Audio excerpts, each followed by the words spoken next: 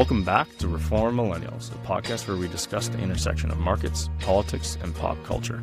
Please remember that the content of this show is for educational and entertainment purposes only. Nothing should be considered financial or tax advice. Please consult a professional before you make any investment decisions. Mel, welcome back. Hey Joel, how's it going? Pretty darn good. Beautiful weather here in Edmonton. After 200 millimeters of rain, I am happy as a clam. There's some people up in northern Alberta that are like facing some pretty extreme weather in terms of flooding. I'm guessing this is going to cause some issues and there's going to be some need for some government support. But historically, I don't think our area of Edmonton has ever seen this much moisture in the month of June, which is pretty shocking. But we're still standing. How about you? How's it down in Calgary? What's going on? It's been rainy down here too. I mean, we can't quite get the weather right. We had such a rainy season, and now it's getting to be nice, which is good because the Calgary Stampede is starting next week, the greatest outdoor show on earth. Yes, you just told me that I have to come down for it, which I am probably going to push back on. But I think being a hater on Stampede is kind of much the same as being a Taylor Swift hater. It's like, it's okay if you don't want to come, but you can't hate on it. There's nothing wrong with it. You know, at my age, I used to love it, but there's too much trouble and it's exhausting. Mm-hmm. And I don't live in that city. So if I don't have to be there, maybe I won't. True.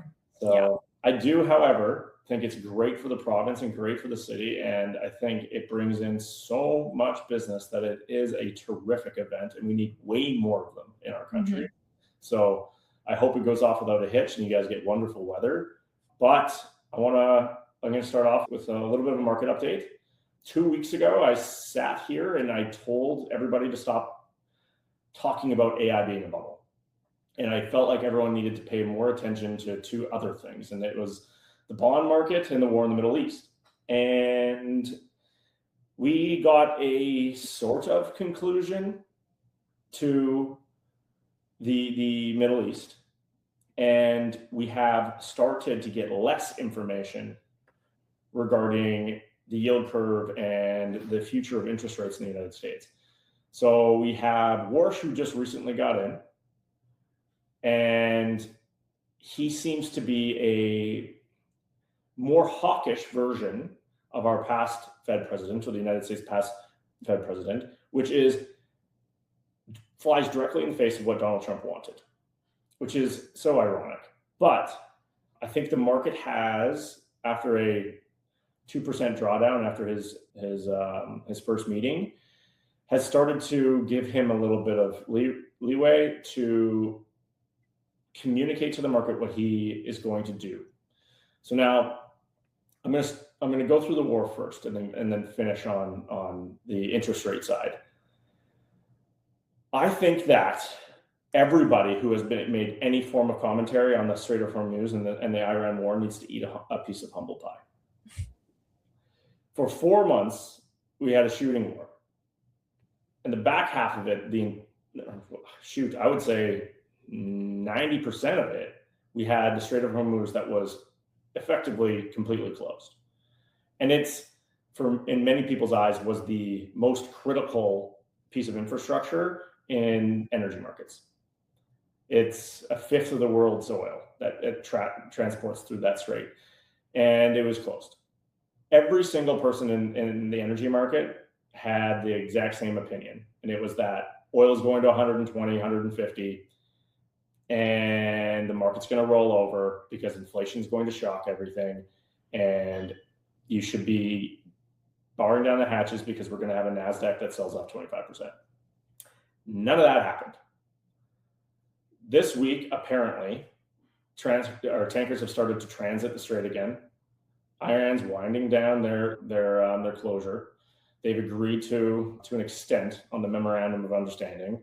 And instead of oil prices remaining high, they've retracted back to just being up roughly 5 to 7% higher than when they started this war. Mm-hmm. And that is, I think, an important data point for us to grapple with, because everybody assumed taking off 20+% of global energy trade for a quarter of the year would collapse markets, throw oil prices into a spin higher, and none of that happened. And I don't think anyone is doing any proper postmortem on their analysis, because there is nobody eating that pie that I was referencing. I thought for sure energy prices would stay higher for longer. The fact that we have seen them collapse down into the 70s is quite surprising to me. Mm-hmm. Now, I've tried to come up with a few reasons as to why this happened. Like, try to put forth a postmortem, a review of my analysis versus what actually happened. And I think one reason for why I think prices have held or been able to maintain a low price was because China was willing to draw down on its inventories so much. Instead of panic buying, they had more in reserve than anyone had ever modeled. That little piece shows just how little we know about other countries. We over-index this reality that we think we know everything, when we don't realize just how malleable markets can be. So China could have flexed down demand, but it's quite a testament to their electrification and industrialization of their country. Their transport systems have clearly moved on to a more electrified system. And the fact that they've been able to add so much solar has really made oil a lot more elastic. The ability for it to oscillate more, and that maybe price higher and for longer is out of the question. And 3, it's quite clear that there's dark transits. There's an ability for the world to transport goods outside of the eye of markets and the participants and people that are pricing these things. So, because when you put all of these things together, it's really the only explanation for the fact that every single commentator on this oil crisis got the price wrong. So this matters because the bond market had also been pricing a lot of this in. When you think about largest inputs to the cost of living and fertilizer prices, the input cost is largely affected by oil. It is a big input. Now, because of this assumption, because of this pricing, the Fed, and to a greater extent, the rest of the world, has been grappling with this input increase into their models when they think about how expensive our basket of goods is going to get, what we consume on a day-to-day basis. And for the United States, that hasn't been as true, because they've been able to consume WTI prices. Those have been lower than Brent. They're not necessarily price takers in this respect. But the rest of the world, Europe, Asia, have had some complications here. And as a result of this, they've had a uptick in inflation when it was quite well regarded as an area or region of the world that was on a steady tick down towards 1-2% inflation. This has resurrected back upwards, and many of the Federal Reserve, especially in the United States, have had to take a new stance. And this has been a headwind for markets, and I think remains so. And interestingly, we had, again, a bond market that was signaling that this was going to be much more impactful to inflation, but it has definitely resumed back to average. But we've then added in Kevin Warsh. He runs his first meeting as Fed chair. He effectively tells the market that he isn't going to have a forecast for interest rates as Powell did. And that wasn't well received. Everybody probably knows, if you've been listening to this podcast long enough, that markets hate uncertainty. They don't love it when you don't share with them all the information. And he has effectively said that he hates dot plots and he hates telling you what he's going to do in the next 3 meetings. So what you're not going to have is that same transparency with this guy. It also is quite clear that he isn't going to be cutting rates this year. And the market immediately priced it from being a possible cut in December to a 2/3 likelihood of a rate increase in the September meeting, which is a massive repricing and of discount rates on equities. This all occurs on Thursday. They go on vacation. We come back Monday, Tuesday. We have 2 very red days, 1-ish to 2% on the NASDAQ and the S&P 500. And the markets go from being up 10, 12, 13% on the year all the way back down to 7, 8. And that's a meaningful sell-off. And this all runs in the face of, you have a market that is up on the year, was getting pretty frothy in Q1, all while every talking head and economist was telling us that the market was going to roll over, the world was going to end because the Strait of Hormuz wasn't open. And I think a lot of this had to do with semiconductors and CapEx from Big Seven, and the fact that they're spending such ungodly sums of money that the market is staying inflated, and or it's effectively paying for the increasing cost that is being delivered to our households. And interestingly, the market has come with a solution to a war in a region in which we felt like we had to stay out of. Now, the one thing I can't quite figure out, Mel, is why they went back so eagerly to sign a deal that just doesn't look all that attractive from the point of view of Donald Trump. Now, what I will say is I think they got 30 to 60 days to maybe change their mind on these things, but it sure feels like it was a political decision rather than an economic one. What's your read on that? Yeah, I would agree. I mean, what I've sort of observed, and this has been a through line to so many of the episodes that we have done in terms of this changing world order and how we deal with new actors and new considerations, to just take a step back on this, the impact of politics impacts markets because markets are going to make assumptions about looking at the current events and making assumptions about what policy levers policymakers and politicians have to pull on. And we know from economics and from previous situations that have happened in markets on how X happens and usually Y happens in some form or another.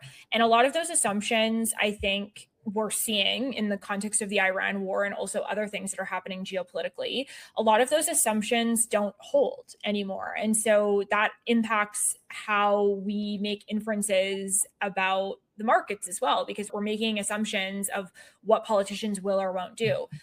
Just even in terms of the United States as the global policeman, and we have evidence from a lot of previous conflicts that the US is not particularly shy when it decides to enter into a theater of war or conflict. And usually those decisions are being made by individuals who understand and to a certain extent accept the level of sacrifice and the calculation that they're making with how much it's going to cost in both money, but also in human life, in political approval, all of these things.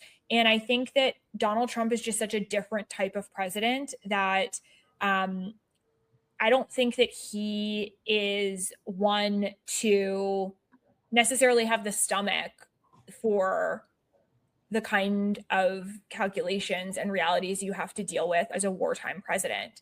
And so I think that's part of it as well, is we make certain assumptions on what's going to happen based on what's happened in the past. And we are in that period of shifting. And we are in a period of time where Donald Trump probably was getting a little skirmish of the approval ratings for the war, the impact on inflation, all of these things. And we then come back to the question of,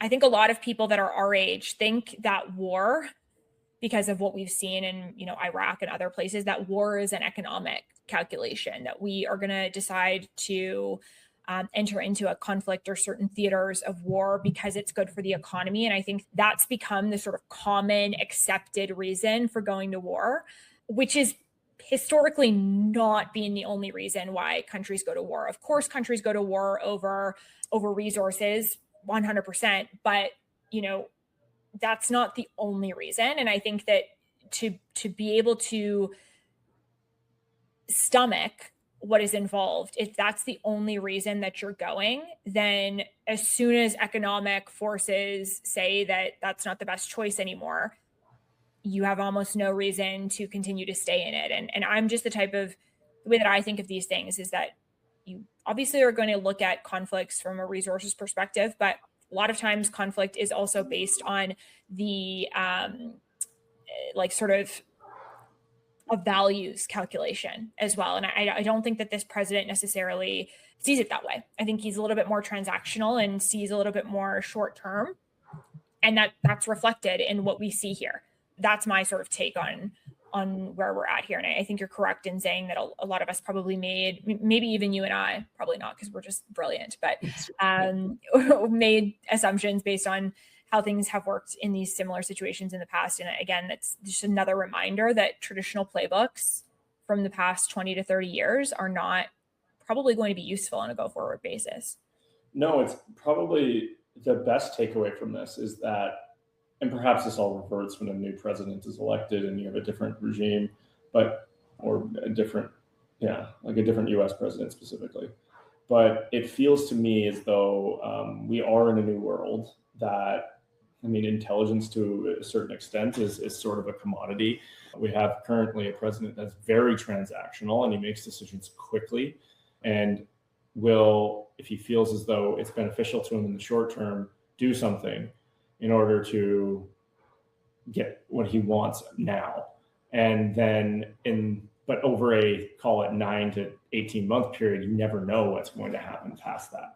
And that's why I use this a lot in a lot of client meetings, and is this idea of the Overton window that Donald Trump widens. And it's just, if you think for sure something is going to occur, you need to readdress your assumption, because he is, again, a man that never does what everyone thinks. It's almost always not that. And we would do well to have a larger gauge or larger breadth of options when considering what could occur, just because of the reality of who he is and how his track record shows that this is the case. I do think, and this is just, I'm going a little bit off script here now, and this does tie into rates a little bit, but I was looking at some realtor.ca data just for fun, and inventories have gone up quite considerably across the country, but even in Alberta. That includes Calgary and Edmonton. And we are, without a doubt, we are the fastest growing part of this country.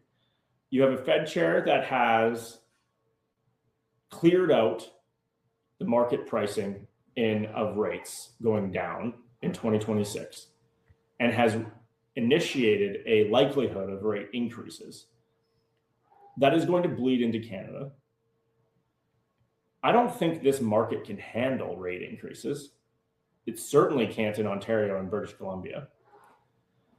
How do you kind of look at what just recently happened in BC with the condo bailout in Mark Carney, with a Canadian bank situation where you have a moderately tightening Federal Reserve in the US and a moderately inflated inflation, we'll call it CPI data coming out, and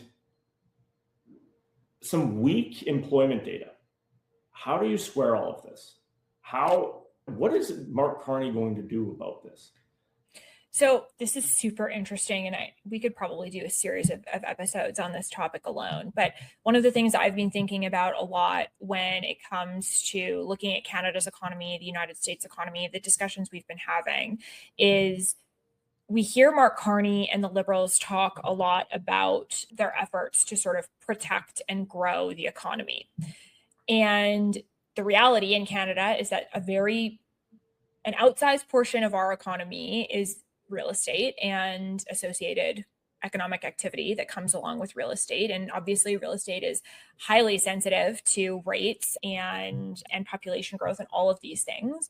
And so I see a lot of what's happening in Canada and the actions that Mark Carney is taking is he is really doubling down on trying to protect the economy, and our economy and a lot of the wealth that is in our society is wrapped up for those who are participants in it in the real estate market. And I think that's politically expedient for him to do so. And we'll get into talking about some of the details of the BC condo situation. But it just leads me to wonder whether we need to have our leaders protect and grow our existing economy or renegotiate what our economy looks like. And I think that you have less flexibility to do that and sort of experience immediate results in Canada as you do in the United States, because there's more levers to pull on. But Canada obviously has a problem and is in a little bit of a crossroads. On the one hand, so much of our GDP is driven by population because of the outsized importance of real estate, and people need places to live when they come here. And so if there's a growing economy, there's going to be growing demand for real estate and prices are going to go up. We saw that definitely in Alberta in particular over the past 5 years, because Alberta, since COVID, had extreme population growth, the highest interprovincial growth, because the housing market was relatively accessible for a lot of people. Mm-hmm. And it has, in many ways, we were talking about this before we started recording, become inaccessible to many people because of that growth. So you have this benefit of growth driving real estate, but then you have this political problem and actually a execution and functioning problem of, well, our systems and our job market and our public services actually can't handle that type of growth at that speed. And so then you have issues on that end as well. So I think that Carney is in an interesting spot because he definitely, and kudos to the Liberals, they have taken action on immigration and getting a handle on that, probably not to the extent that they need to, in my opinion, but they have taken positive steps in that direction. But now you see a slowing in the real estate market, which is really influential on our economy. And so you have Mark Carney, and maybe this is a good place to start talking about what happened in British Columbia. What problem are you trying to solve? Are you trying to grow the economy? Are you trying to preserve our economy? Or are you trying to fundamentally unlock new space for our economy to grow? And what I see from Mark Carney right now in some of these actions is preservation. And why? Because that's politically expedient. The largest, rate of home ownership is among older Canadians who see nothing largely. I mean, there's some advocacy data that came out in the past couple of weeks, don't see anything wrong with the way that Canada is operating because it's working very well for them. So from that perspective, there's an incentive to sort of protect the realm when it comes to real estate. And you saw that in British Columbia with, I want to try and be unbiased. People are calling it a condo bailout in British Columbia. Essentially what's happened is that, sort of Coles notes, Mark Carney and the federal government made a deal with David Eby, the Premier of British Columbia, because there are thousands of condos in BC that are sitting empty because of the slowing demand, largely probably due because of population growth and its slowing rate of immigration policy changes. And we have developers in British Columbia that are, as a result, not able to sell, thousands of units. I think it's over 2,000 units, and they're facing insolvency. And so the federal government looks like they're going to enter into a joint agreement with the province of British Columbia that'll be about over $2 billion or over $3 billion, sort of co-funded 1.6 and 1.6 by the province and the feds, to buy up these condos at their market rates. Actually, sorry, not at their market rates, at their sale rates, like the listed rates, to then convert these houses into affordable housing. Mark Carney was out earlier today. Today's June 25th. He was at his end of session press conference, was talking about the idea of creating rent to own opportunities for Canadians, et cetera. And you have a lot of people who are critical of this decision. I would be one of them, of asking why we're not able to allow the market to clear these condos at a lower rate, and for us to accept that, play stupid games, win stupid prize. Like, I don't understand why we have to be intervening in this space to the extent that we are. If the federal government wanted to create affordable housing units, they could take, and the provincial government for that matter, they could take that money and build them. And they could be different than the units that it seems like are available right now. So I was actually quite upset about this week, because I think that it is another proof point that we live in a country that operates to benefit very specific interests. And we have a lot of different interests that are on offer that we could cultivate and immediately take action on, many of those being in the resource sector and, building and creating these major projects. And we have options. And at this point, we are choosing to stick with what we know, but based on these decisions. And I think that's sad, because that to me just signals that this country with decisions like this is going to continue to make decisions that will just benefit and be tailored to people who already are entrenched in the sort of have positions in society. And we'll go from there. Like, we have a very intelligent economist leading our country who's, I'm sure, very familiar with the laws of supply and demand. And we are choosing that those laws of supply and demand, meaning when demand lowers, the prices have to lower as well, they don't apply if you are in one of the golden goose industries that isn't too controversial for anybody in this country, which is this one being real estate. So maybe that's a pessimistic take, but that's what I'm gathering from what's going on here. And I'm open to being convinced otherwise, but that's where I think we're at. I mean, so I guess this would be my off recording. I mentioned to you that I tend to be somewhat okay with bailouts every once in a while. If you force the market to find clearing price, you are going to subject that market, the entire market, to an overflow of supply in a period in which there isn't sufficient demand to sop it up. Then obviously prices go into free fall. And when you aren't bailing out the developers, you're also not bailing out all of the people underneath of them, which are all of the contractors that had hundreds, if not thousands, of electricians, concrete people, drywallers, painters, etc., that are dependent on being made whole within these projects. Now, that is not to say that this is the correct way to have handled this, but what I would probably caution would be that there is another downside to this. It's not just ultra wealthy developers. Now, being purchased at sale price seems a little bit ridiculous to me. We don't know for sure what it's going to shake out in, but there's a lot. I'll be fair to Carney and the Liberals, but that certainly does not seem that we are going to find what the new price is based on market demand alone. I'll just say that. Yeah. What I would say, though, is that, like, when you lose, or rather let these people go under, these developers go under, especially majors, it sends a signal to the market that it's not an investable country and that it's very risky, and that the current risk reward in those regions is, or needs to be priced significant. Like, you need cap rates that are double what they're currently at, which tells me that this isn't just going to affect those prices, or rather, like, just those condo prices. It's going to shake out across industrial, the entire commercial real estate sector. And that bankers know that when you have this sort of contagion, you have those runs on industries, it can trickle through the rest of the economy.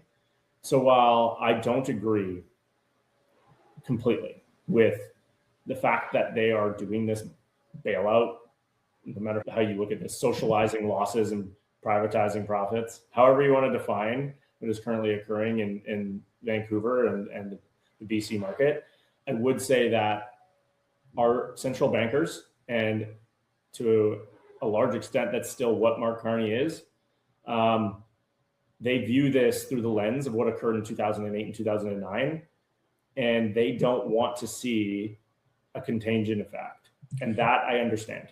And here's where I take issue with that, though. I completely get what you're saying. And I have a couple of things that I need to just address on this. One, why do we only care about jobs and the impact that government policy or inaction has why don't we care about that in every sector? We certainly don't care about the impacts of that in our natural resources sector to the same extent, because those are not necessarily the types of voters that are going to be difference makers in the GTA in Vancouver when it comes to the Liberals forming a government. B, I understand maybe Mark Carney is acting too much like a central banker. The role of a central banker is to read the room and see the facts and respond with the levers that you have, not in a world of what you wish it could be, but in a world of what is. And you don't have the ability as a central banker to actually change the world within which you're operating. You have a responsibility to respond. And, in Canada, that means keeping inflation between 1% and 3%. In the United States, it has more to do with jobs. Mark Carney, who's the guy? Mark Carney is the guy. Mark Carney is the guy who can decide that we are going to take a different direction when it comes to what the board looks like. And this is the problem that I think that we have in Canada when it comes to policymaking, is that we have all the guys and gals and people that are sitting in a room that are the guys and gals and people that can actually make decisions that would change what we're dealing with. And they're all looking at each other. Oh, well, who's going to make a decision on that? You are going to make a decision on that. And I think that we have this lack of political courage to make those decisions. And so I understand what you're saying. And I, of course, I'm not trying to say we should, all of the contractors that worked on these projects and whatnot, I don't care about them. I do care about them. I also care about the people in other sectors that for the past 10 to 12 years have been experiencing that to zero care from the federal government when it comes to those things. And also, it is in everybody's best interest in Canada for us to take serious action on housing prices and for us to be more productive in our economy and grow our GDP away from being so concentrated in real estate. So I just see this as a lack of courage. Also, I understand that the timing that we're in right now is, we have important dates coming up for the West Coast pipeline submission, July 1st, et cetera. So who knows, maybe I'm not privy to the kind of horse trading that's happening between the federal government and the province. And then maybe that, if there's something there that we're negotiating and we're going to take action on some of these other projects I'm talking about, then great, I'll stand corrected, but forgive me for not holding my breath. If you were to tell Liberal voters a year and a half ago that they're going to see a pipeline built, but only if they traded $1.6 billion of federal tax dollars for a condo bailout in Vancouver, do you think they would have voted Liberal?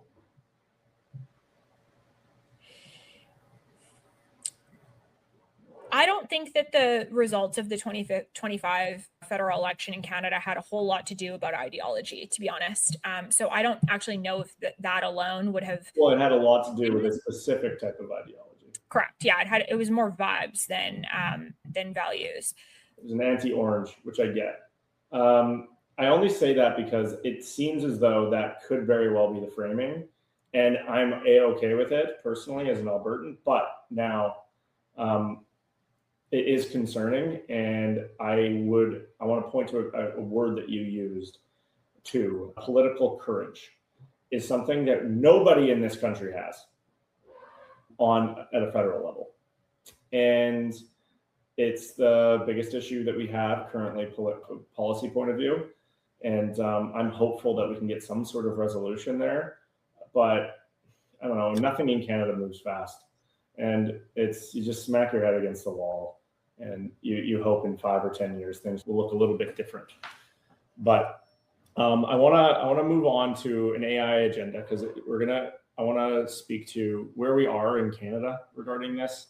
Mm-hmm. Very recently, we had a few very impactful decisions occur in Europe, where they are now not allowing U.S. entities, we'll call it Microsoft, Amazon, big tech, for their software to be used by government agencies, and then that trickling down through the larger companies that operate in Europe. This, in a de facto rejection of American influence and American power in the hopes that it will drive innovation and drive a eat your own home cooking, so to speak. And I think interestingly, this was framed really well in what was being touted as like Europe 2031. I'm not sure if I think you read through some of my notes on it, Mel, but this made its rounds on Twitter. And basically inside of this Europe 2031 piece, I'm just going to bring it up. It's not necessarily a research report, but a forecast. And it's fiction, but it gives a 5-year scenario. And it was written by a lot of very competent AI policy people in Europe.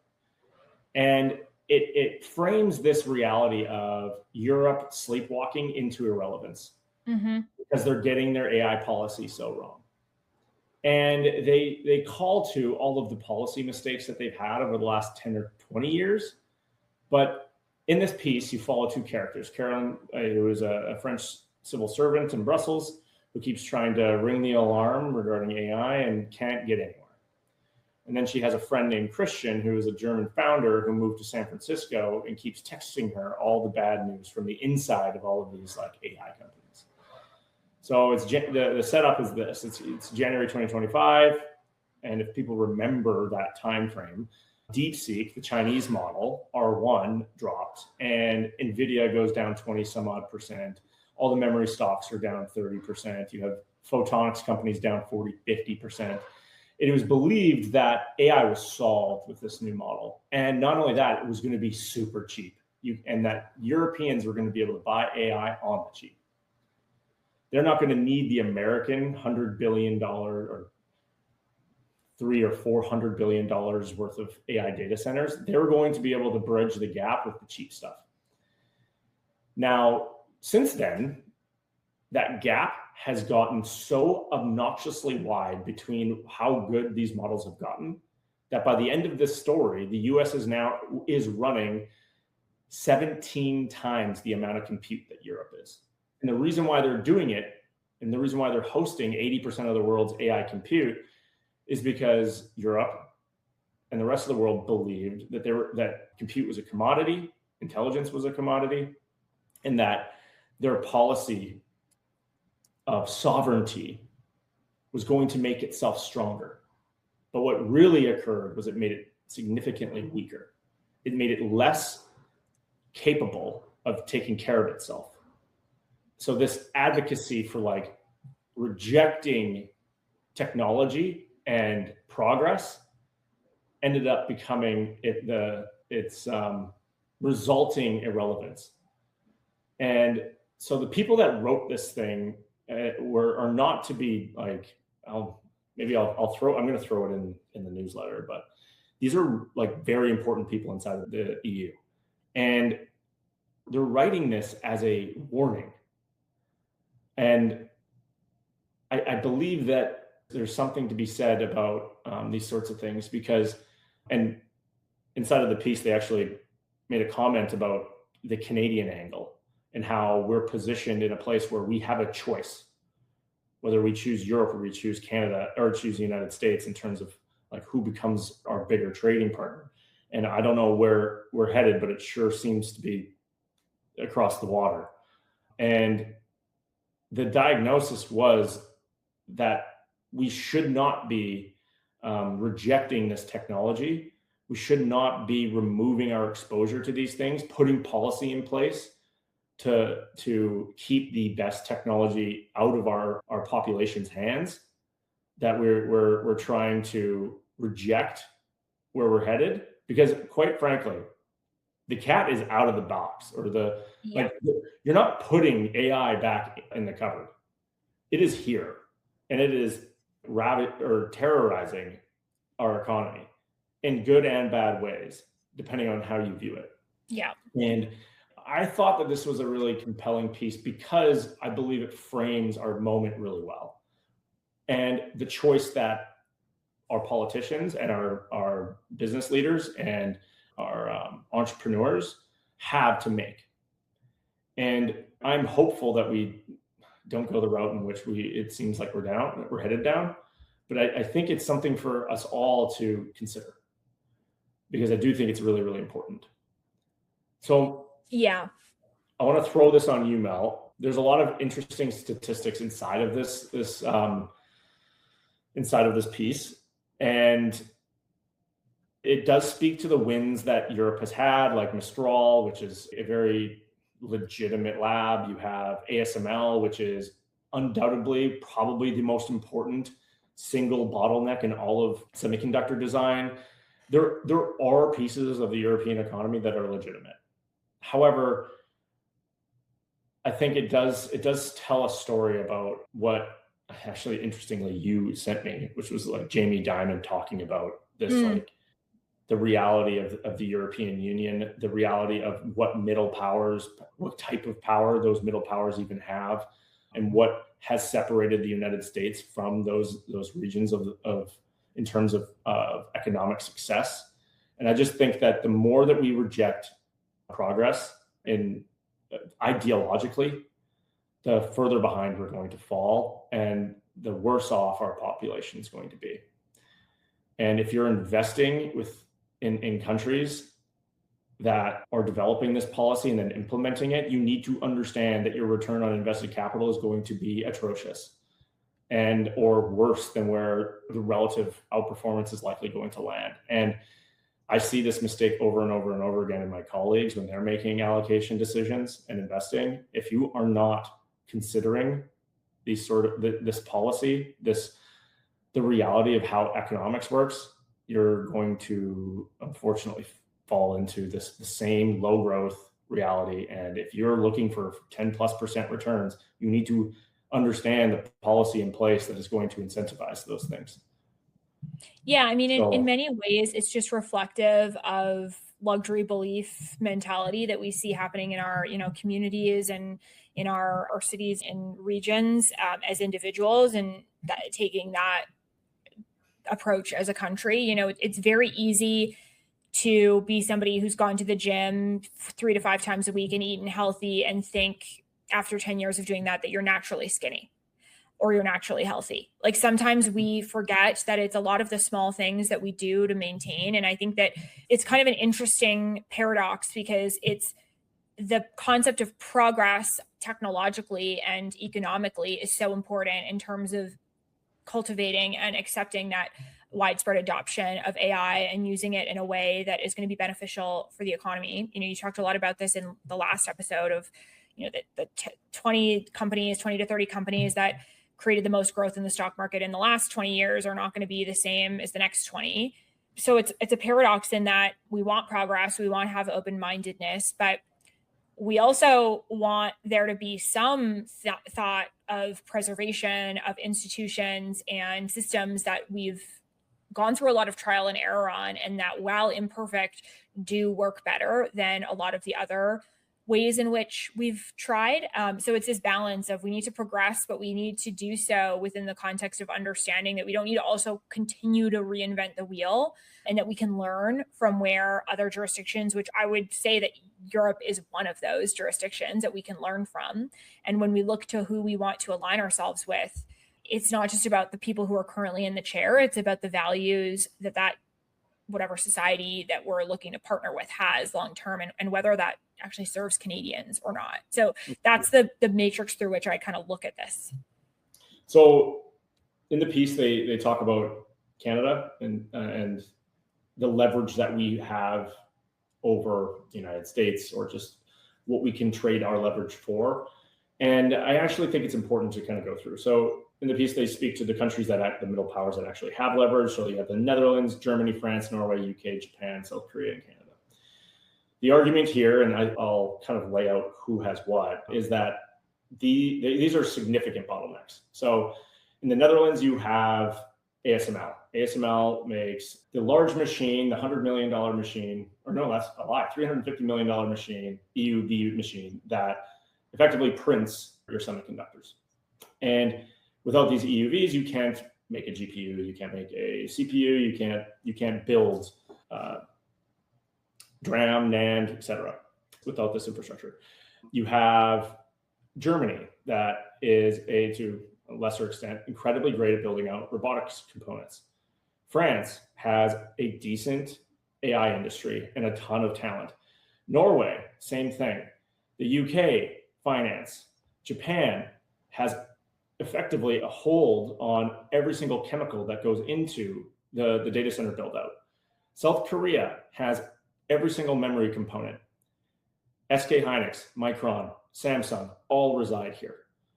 Canada, I think most people understand this, but we have the energy and the commodities that go into these things. And I think what many of us forget, we have a number of companies that have done very, very well for a long time. We were one of the leading areas that fostered the best AI, artificial intelligence labs. Amy, right here in Edmonton, is a leading artificial intelligence company. We have the critical minerals. We have the map location benefit of being directly above the largest consumption engine on the planet. We don't have to be Europe. We can be something better, something that is a combination of what the United States and what Europe has become. There is something unique here. And I believe it's going to happen just because of the entrepreneurial spirit of our country. I think it's, for those that have been to Europe, we are not the same as them. It is vastly different, yet it feels as though ideologically we want to be them. And I just think that there needs to be some sort of swap out here. We need to meet in the middle if we can. So I wanted to bring that up just because I feel as though it kind of scared me a little bit, and I felt like it was important. And I believe that it actually bleeds into where I want to finish today, and that's I want to discuss the SpaceX IPO. In our last episode, we talked about the wealth creation that it made. Interestingly, on day of trade, IPO at 135, raising, just because they raised an extra 15%, raised close to $85.5 billion, an enormous sum of money on all measures. The stock is up 19% day one trade, finishes in the 180s, 170s-ish, I think.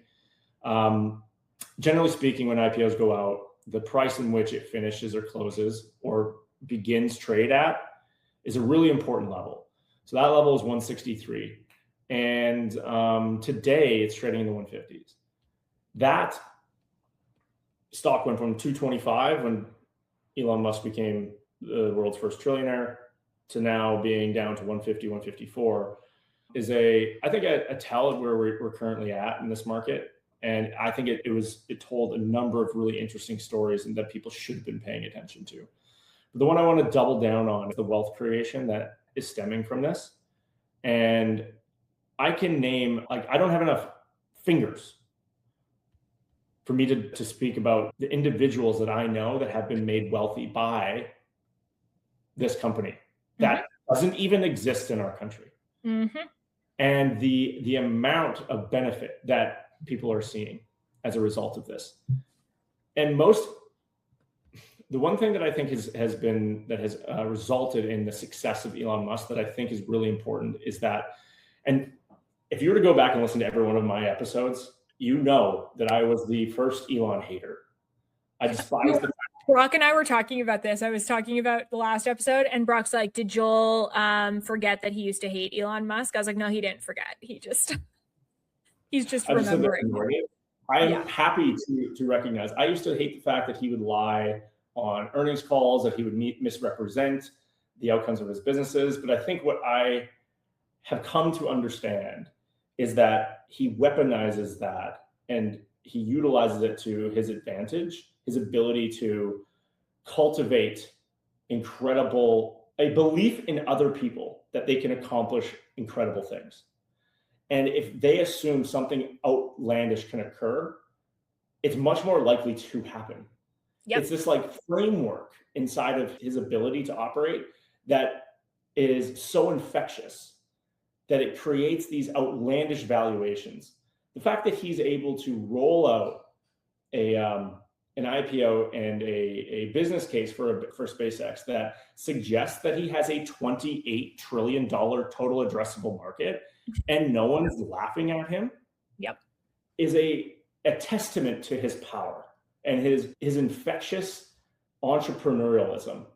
And so obviously this comes with his ability to actually accomplish these things, to do big, hairy, audacious, to take on big, hairy, audacious problems and then find solutions for them and then make them economical and then build them at scale.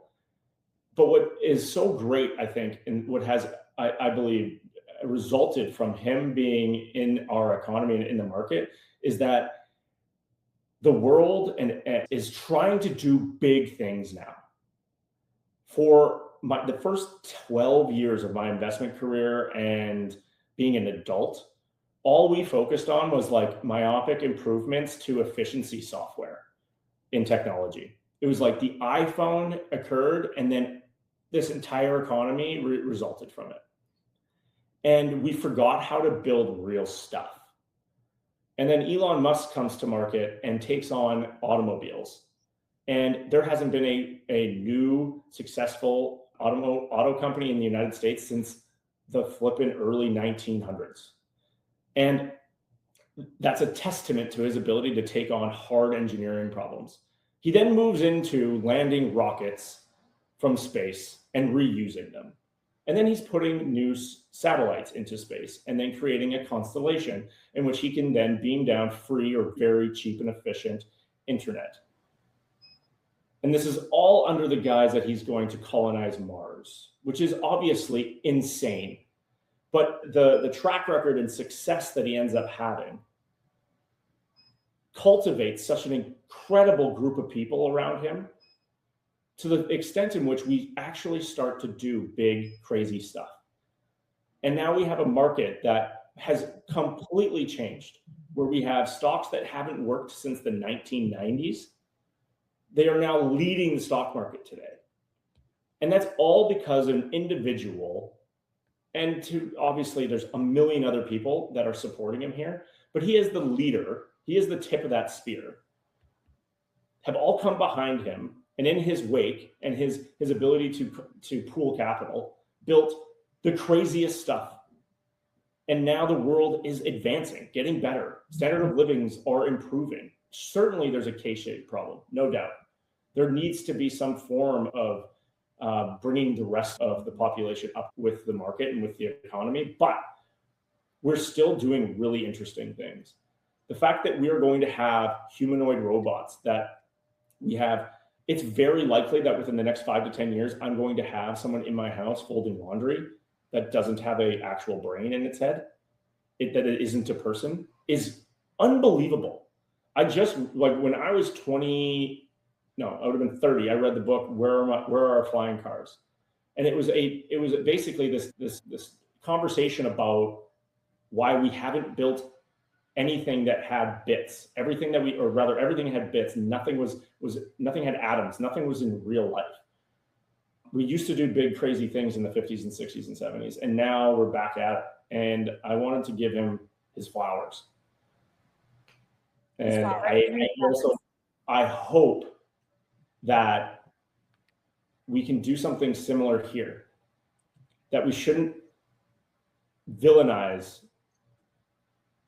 entrepreneurs and the people that create wealth, because what ends up happening is the world gets significantly better as a result of what they do. And don't get me wrong, some of the stuff that he says is bad. He is almost certainly autistic. I don't think fully. Certainly. Yeah. But if you just don't listen to his political gossip and follow what he does from a business perspective, I think we'd all be better off. So also, just like to end on this note, being a hater is freaking lame. Like, honestly, I can understand if you don't agree with certain things and like, let's have a robust debate. But like, I'm just so over people who are keyboard warriors or have all these opinions. It's like, what have you built lately? You don't have to build a SpaceX, but I'm like, have the energy that Elon Musk brings to building Tesla and SpaceX and all of his companies, which some of those are like the same company now. I literally can't keep track. I don't know. They're all the same, actually. Yeah, I know. They'll all be one. Yeah. But like that mentality of like the people who are crazy enough to believe they can change the world are the ones who do. It's the same mentality that like Gandhi and like Mother Teresa and all of these other amazing individuals have brought to their work in different realms. Like people act like this is like a different mentality, and it's not. So I'm just kind of over people being haters and having like loser energy over things. Like you can have different opinions, that's fine, but like I don't really want to hear your critiques on people who are building things if you don't try to build anything yourself, even on the smallest scale, even in terms of like build a community garden, like a group at your kid's school. Like be a builder or don't be in the conversation, because the next phase of society is going to need people who have skin in the game, and like get your skin in the game. And it doesn't have to be in a big way. It doesn't have to be in a financial way, but like, that's what I would hope listeners would leave with, is don't be a hater. It's exhausting, and it doesn't make the world a better place. Positive sum mentality. We'd all be better off if we had it. So Mel, I'll leave it with that. I'm going to say that we need to address the social media situation next episode. Yes, we will. And I'll leave it at that.